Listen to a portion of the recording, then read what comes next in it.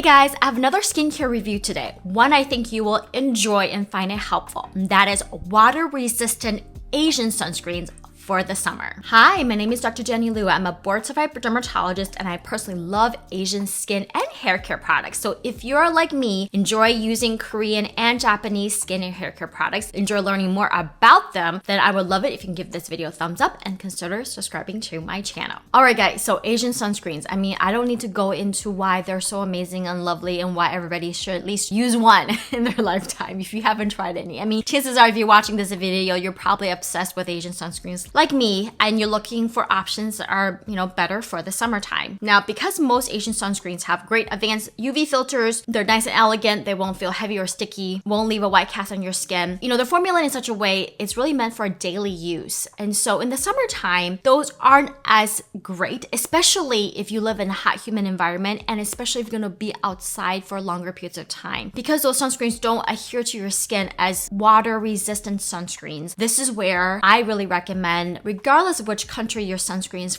made from, it's really best if you're going to be outside during the summer to go with a water-resistant formulation. They will stick to your skin better and offer better protection. And so when it comes to Asian sunscreens, I do find that sometimes it's hard to navigate on the online storefronts which ones are water-resistant, and sometimes the terminology is also confusing and you kind of have to read through them, and often the websites don't always filter by kind of the water-resistant properties. So I've done my research and these are a handful that I've used the past few months this summer that I really like, and I want to go through them and kind of talk about the pros and cons and which one I recommend for which skin type. Before we jump into the products, I just want to mention a few things. Number one, testing sunscreens. Different countries have different regulations. Here in the US, you will see water resistant 40 or 80 minutes, meaning the sunscreen is able to stay on your skin and offer that protection for up to 40 minutes or 80 minutes. The standards are different in Asia, and so not everything will translate. And often in these sunscreens, even in the description or even on the bottle, it will say waterproof. Now, technically in the US, no sunscreen is waterproof. And so I would say these are going to be better suited than some of the ones like that are meant for daily use because it's going to stick onto your skin better. However, just to be safe, I still recommend sticking to the general rule of thumb, which is if you're going to be outside, you're actively,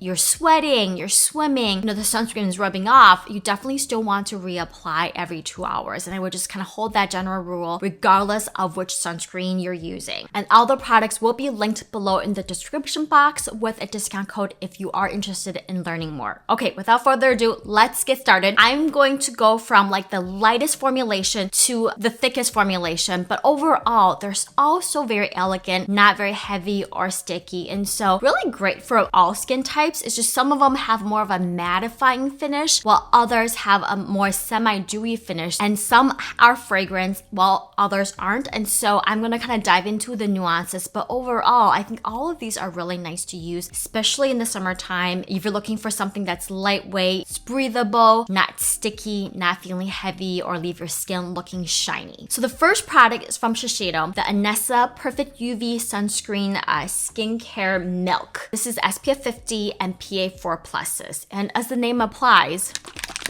it just sounds like there's just like liquid in here. It is the lightest, I find, texture-wise of all the sunscreens that I'm gonna mention today. This is a hybrid sunscreen and contains a combination of zinc oxide, titanium dioxide, so mineral filters, as well as advanced chemical filters, including Uvinol T and Tenazorb S. That's gonna give you broad spectrum UVA and UVB coverage. It also contains some plant-derived extract as well as water-soluble collagen that may impart some skin hydration. This is very light, very watery, it dries very quickly, it does not feel sticky, and does impart a mattifying finish. So it can be great to wear alone, under makeup as a makeup primer, but because it has like a more mattifying lightweight finish, it may be better suited for those with oily combination skin. Now this is fragrance and I find the scent to be quite strong. I personally don't like it. If you're not bothered by it, certainly then, it's fine. But if you have allergies extra fragrances, then you may want to avoid. It's got this kind of like a strong fruity floral scent. So that would be the only thing I don't like about this sunscreen. Otherwise, it's really lightweight, not sticky. It does not feel like you're wearing anything at all. So one that is great for face and body. Going down the line with more watery sunscreen is from Bioré, the UV Perfect Milk. That's SPF 50, PA4+. This, like the other one, is also very liquidy. Although I do find that there is a very ever so slightly subtle difference in the texture. Like this is maybe just slightly less mattifying, although it is still very fast absorbing, very lightweight, watery sunscreen. It is also a hybrid sunscreen that contains zinc oxide, titanium dioxide, along with eugenol A and tenazorb S. It also contains hyaluronic acid, which maybe impart a little bit more hydration, but again, the texture between this one and the first one from Shiseido is very similar. This also does have fragrance as well, but it's just another option if you're looking for something a little more hydrating ever so slightly, but again, very hard to notice the difference. Great to use all around face and body, very lightweight, so again, more suitable for combination, oily combination skin. All right, going down the list, the next one is from Missha. Missha is a brand that I've known since like college. I mean, they are really well respected, very popular. And the first product from them I used is their like BB cream. They make great skincare, like their fermented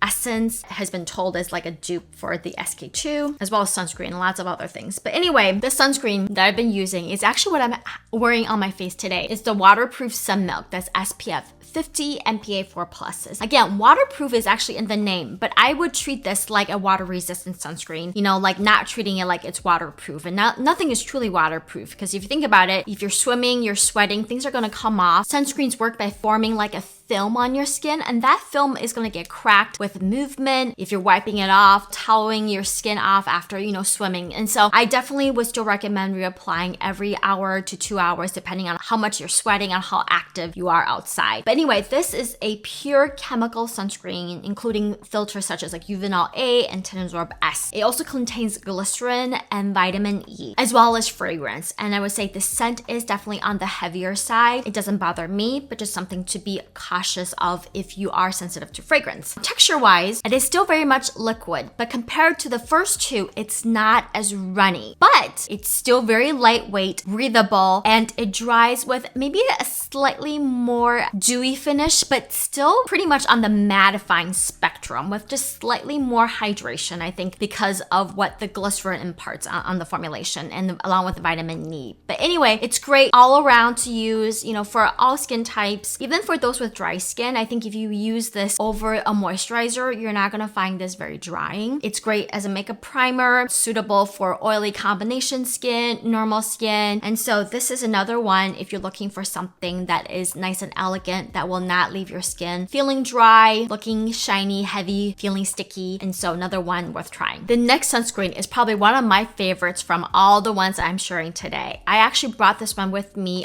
on a recent trip to Singapore. And you guys know Singapore is hot and humid. And so I found that this was great for my skin in that environment. But also, you know, you're often going inside like into like a dry and cool environment, and that immediate switch between hot and humid to dry and cold, and you're doing that multiple times throughout the day, I find that your skin gets more easily dehydrated than being like indoors, you know, in Minnesota, for example, or just even being outdoors all day. And so this sunscreen was able to leave a nice elegant finish without feeling heavy or sticky, but also at the same time impart more hydration and skin barrier support. And this sunscreen is from Knox. It's the UV Sun Pro 365 Extreme Sun Fluid, SPF 50 and PA4+. And in fact, I've used this so much, I don't know if you guys can see, but the leather is starting to rub off. I love this sunscreen for a couple reasons. Number one, it contains great ingredients like zinc oxide, eugenol A, tenazorb S, and is also alcohol free. So for someone that is more looking for something more nourishing, less drying, if you have more like dry skin, this would be a great option. And it also contains soothing ingredients like niacinamide, glycerin, and panthenol that's gonna offer,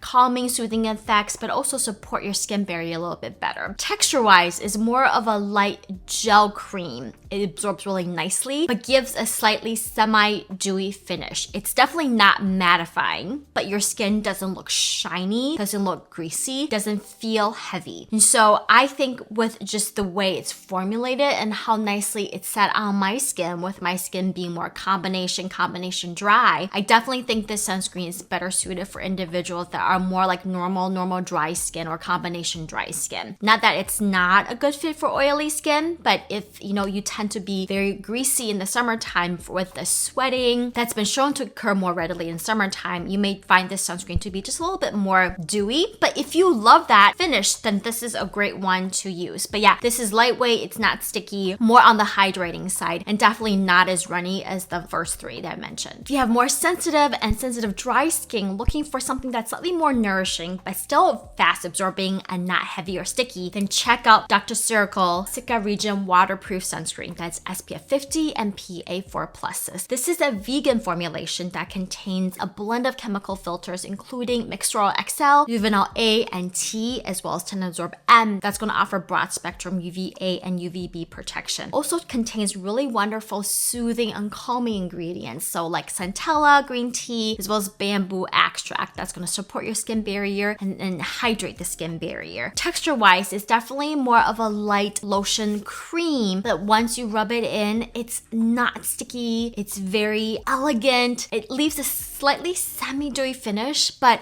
again, not shiny, very lightweight. It doesn't really feel like you're wearing much at all, but yet your skin definitely feels supported. So this is definitely one if you're looking for something more nourishing for dry sensitive skin, but something that's still going to be really elegant, that's going to layer nicely as a primer under makeup that offers water resistant properties. Highly recommend checking this one out. Okay, so the last sunscreen I actually purchased at Narita Airport in Japan on my layover to Singapore, and I picked this one up because I've been wanting to buy it forever on YesStyles, but it's always out of stock. That is the Kose Suncut Tone Up UV Mint Green Essence Sunblock. That's SPF 50 and PA4+. This is really interesting because again, it contains a blend of a hybrid. It's a hybrid sunscreen, a blend of zinc titanium dioxide along with Uvinol A, Tenabsorb S, as well as glycerin and hyaluronic acid. That's going to impart some hydration properties. This sunscreen actually has various different tones to it, if you will, but this one is mint green, and so with that green tint, it helps to balance redness. And so I sometimes will get, because I have some broken blood vessels around my nose, I don't have rosacea, but sometimes my skin just is irritated, and so I wanted to try the green tint just to see,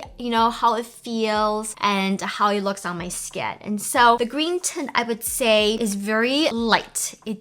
Is not like a green concealer, but certainly if you are more on the pink side and you flush more easily, this green can certainly help to offset some of that flushing effect. It definitely is more semi-dewy finish. It's more of a gel cream light lotion, not heavy. I would say of all the sunscreens, I think it definitely is the stickiest, although it's really not sticky at all. I think some of the issues I've had with this sunscreen is that when I do use it all over my face, the zinc oxide for some reason with this formulation tends to run in my hairline, and because my hair is black, it really can be quite obvious, especially if I'm using this and reapplying throughout the day. So that would be the only negative thing that I have to say about this sunscreen, aside from the fragrance, which I find it to be really interesting because I often associate green tinted skincare for those with more like sensitive rosacea prone skin, and usually in that category skincare tends to be fragrance free. But otherwise, it's really nice and elegant. If you're looking for something with some color correcting properties, this is one I recommend. This is definitely more on the hydrating side, but still very lightweight and not sticky, and because of that, I think it's better for normal dry skin. And even though it collects in my hairline, and that kind of property I find to be true